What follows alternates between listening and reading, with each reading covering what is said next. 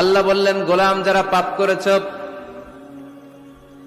যারা অন্যায় করেছ, নিজের উপর নিজে জুলুম করেছ, লা তাকনাতু মির রাহমাতিল্লাহ, আল্লাহর রহমত থেকে নিরাশ হয়ে যেও না।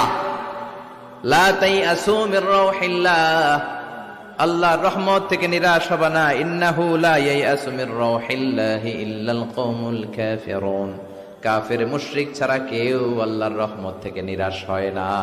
ঠিক কি না? কি আশার বাণী, কি সম্ভাবনার বাণী। নিরাশ হয়েও না, হতাশ হয়েও না, ভরসা রাখো কার উপর?